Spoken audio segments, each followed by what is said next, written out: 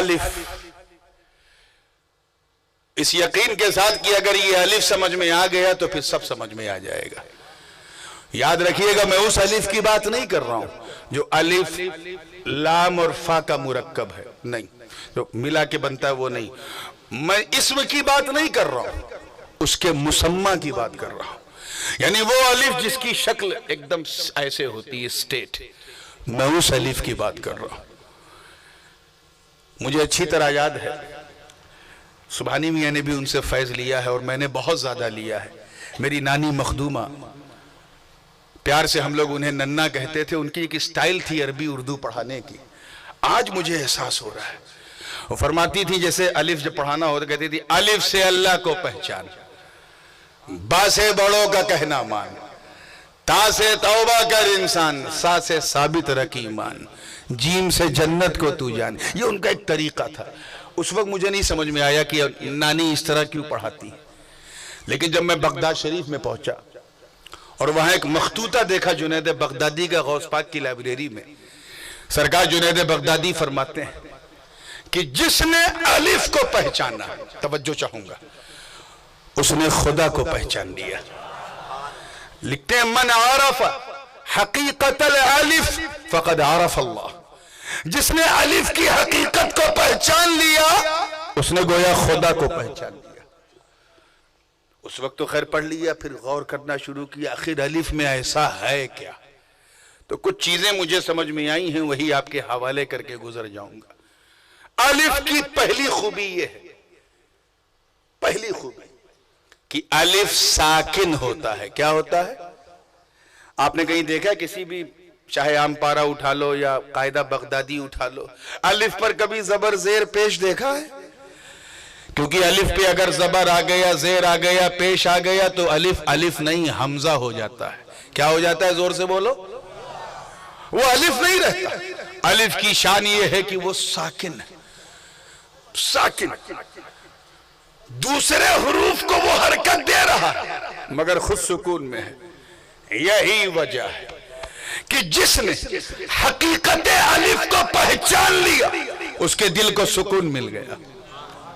وہ لا خوف علیہم ولا هم يحزنون کا مصداق بن گیا۔ اب وہ ایسا سکون والا ہو گیا کہ اگر راہوں میں کانٹے بچھائے جائیں تب بھی وہ اف نہ کرے، دندانے مبارک ٹوٹ جائیں تب بھی وہ اف نہ کرے، بدر و خیبر و خندق میں اگر نبردازمہ قوم ہو تو وہ شکوہ نہ کرے۔ ارے حد تو یہ ہے کہ اتنا سکون مل جائے کہ وہ سکون ابو بکر کو ملے تو صداقت مل جائے، وہ سکون عمر کو ملے تو عدالت مل جائے، وہ سکون عثمان کو ملے تو سخاوت مل جائے، وہ سکون علی کو ملے تو کرامت مل جائے، وہ سکون حسن کو ملے تو امامت مل جائے، اور وہ سکون حسین کو ملے تو پریوار کو کٹواتے وقت بھی شہادت مل جائے۔ نعرہ تکبیر، نعرہ رسالت، حضور تاج العلماء، شہزادے حضور غازی ملت، سرکار کلا کانفرنس، نعرہ تکبیر، نعرہ رسالت۔ یہ سکون ہی تو ہے، تفصیل میں جانے کا موقع نہیں، میں بالکل شارٹسٹ وے پاسبل سے گزر رہا ہوں۔ بغداد شریف میں ہے غوث اعظم، تاتاریوں کے حملے ہو رہے ہیں مگر عبد القادر جیلانی کو سکون۔ اجمیر کے بنجر کو اپنا سنجر بنانے آئے خواجہ، پانی پہ پہرا لگا دیا مگر غریب نواز کے دل کو، ذرا زور سے بولو، سکون۔ مخدوم سلطان سید اشرف جہانگیر سمنانی نے گھر نہیں، کھیت نہیں، کھلیان نہیں، مکان و دکان نہیں، پریوار کو نہیں، ارے حشمت و عزت ہی نہیں، پوری حکومت کو لات مار دیا مگر میرے اشرف کے دل کو سکون۔ روکنے والوں نے روکا، اشرف یہ کیا کر رہے ہو، مگر سکون بول رہا، اچھا کر رہا ہوں۔ وہاں سے بالکل بغیر کسی سواری کے اوش پہنچے تو دل کو سکون، وہاں سے ملتان پہنچے دل کو سکون، دہلی پہنچے دل کو سکون ہے، پنڈوا پہنچے دل کو سکون، مرشد ملا دل کو سکون۔ اب سمجھ میں آیا، عشق نے پوچھا میرے اشرف اتنی اذیت کے بعد بھی آپ پر کوئی حرف شکایت نہیں؟ کہا سن، تو کیا سمجھتا ہے میں نے کوئی گھاٹے کا سودا کیا؟ ارے میں نے دنیا کی حکومت کو لات مارا، رب ذوالجلال کی عزت کی قسم، جس کے قبضہ قدرت میں اشرف کی جان، میں نے جب تک دنیا نہیں چھوڑا تھا دنیا میں سکون نہ ملا، حکومت تھی سکون نہ ملا، دنیا چھوڑی حکومت چھوڑی تو اللہ نے صرف سمنان کا نہیں بلکہ جہان کا سلطان بنا دیا، اور ایسا بنایا کہ محدث اعظم بھی بول اٹھے کہ سمنا کا تخت چھوڑ کے غوث الورا ہوئے، یوں سلطنت کے ترک نے سلطہ بنا دیا۔ اسی مخدومی دربار کے صاحب سجادہ ہیں حضور سرکار کلا، چھوٹی سی عمر ہے، والد بزرگوار کا وصال ہو گیا، سلطان الواعظین مولانا احمد اشرف رحمۃ اللہ علیہ، جو محدث اعظم ہند کے سگے ماموں بھی ہیں اور پیر بھی ہیں، اور ایسے پیر کہ فرماتے ہیں کہ احمد حق نما دیا، اشرف باخدا دیا، مجھ کو میرے کریم نے پیر بہت بڑا دیا۔ وہ پیر و مرشد ملے، گزر گئے، محدث اعظم ہند کی محبت دیکھو پیرزادے سے، بابو کہہ کے پکارنے لگے، اور فرمایا بابو گھبراؤ نہیں، جب تک میں زندہ ہوں ہندوستان کی زمین سکڑ جائے گی لیکن بابو کا قدم بڑھتا جائے گا، بہار ہو کہ بنگال، گجرات ہو کہ کرناٹک، محدث اعظم ہند نے مکمل طور پہ متعارف کرایا، ایک کے بعد ایک جھٹکے لگنے لگے، کچھ اور تھوڑا سا دور بدلا، 8-10 سال کے ہوئے، ایک دن مخدوم پاک کے آستانے پہ حاضری دینے گئے۔ آپ کو بھی تجربہ ہوگا، ہم لوگ جاتے ہیں تو سوچتے ہیں سرکار کے جلال کا کہیں شکار نہ ہو جائیں، جتنی جلدی جائیں چوکھٹ چوم کے گزر جائیں، اور کبھی کبھی میرا معمول تو ایسا ہوتا ہے میں قدم بوسی کر کے باہر آتا ہوں اور پھر اولیاء مسجد کے پاس کھڑے ہو کے فاتحہ کرتا ہوں، وہاں اندر کھڑے ہونے کی ہمت بھی نہیں پڑتی۔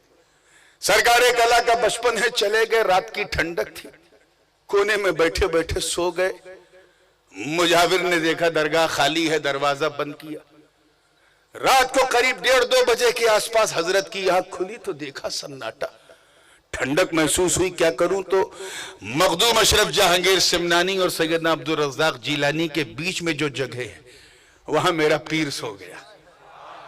اشرفیوں اپنے دادا پیر کو دیکھو، ٹھنڈک لگی تو 2 چادر ادھر سے کھینچا، 2 چادر ادھر سے کھینچا، زبان میں ہکلاہٹ تھی، حضرت بہت کم بولتے تھے، بعض اتنا کم بولتے تھے کہ کچھ لوگ گونگا بھی کہنے لگے تھے، لیکن اس دن سوئے، اللہ جانے کیا دیکھا، کن جلووں میں گم ہوئے، پورے کچھوچے میں ہنگامہ ہو گیا کہ مختار اشرف کہاں ہے کہاں ہے۔ اشرفی میاں علیہ رحمہ بقید حیات تھے، مراقب ہوئے اور 10-15 منٹ کے بعد سر کو اٹھا کے مسکرا کے کہا گھبراؤ مت، میرا بابو امان کی جگہ پر ہے، امان کی جگہ پر۔ صبح کا وقت مجاور نے دروازہ کھولا تو سلام کیا میرے سرکار کلا نے، زبان جاری ہو گئی، بولنا آ گیا، اب سمجھ میں آیا، اے سرکار کلا آپ کی زبان میں اتنی تاثیر کیوں تھی، شخصیت اتنی دلگیر کیوں تھی؟ عشق نے جواب دیا، ارے ہو بھی تو کیوں نہ ہو، جو اپنا بچپن میرے اشرف کے وحدت آباد میں گزار چکا ہو وہ لوگوں کے کثرت آباد میں مشہور ہو یا نہ ہو، حیرت کیا ہوتی ہے؟ کس بات کی حیرت؟ میں ارادہ تو بہت تھا کہ تاریخ کی روشنی میں حضرت کے تعلق سے کچھ بیان کروں، مگر بات سکون کی چل رہی ہے، ہمیں 1 منٹ میں گھبراہٹ ہوتی ہے مگر میرے پیر کے دل کو سکون۔ اس کے بعد آپ کی پہلی اہلیہ شادی ہوئی، پہلی بیوی کا انتقال ہوا، جھٹکا لگا، دل کو سکون، بہنوں کا انتقال ہوا، جھٹکا لگا لیکن دل کو سکون، کام کر رہے دین کا، بہنوئیوں کا تینوں کا انتقال ہوا مگر حضرت اپنی ڈیوٹی نہیں بھول رہے، پھر بیٹی کا بھی انتقال ہوا اور سلسلہ جاری ہے، کس انداز سے جاری ہے؟ اب سمجھ میں آیا کہ اللہ والے کیوں نہیں ڈرتے، انہیں ڈرنا آتا ہی نہیں ہے، وہ دل کو سکون پہنچا کے آتے ہیں، انہیں پتا ہے کہ اللہ نے اپنے نیک بندوں کا جب تعارف کرایا تو یہ کہہ کے نہیں کرایا کہ اللہ والے وہ ہیں جو بڑی دولت والے ہیں، بڑی عزت والے ہیں، بڑی حشمت والے ہیں، ایسا نہیں کہا، بلکہ کیا کہا؟ الا ان اولیاء اللہ لا خوف علیہم ولا هم يحزنون، خبردار ہوشیار، اللہ والے ایسے کہ نہ انہیں کوئی غم، نہ خوف، نہ ڈر، نہ حزن و ملال ہوتا ہے، بلکہ ان کے دل کو سکون۔ تو سکون ان کی شان بھی ہے، پہچان بھی۔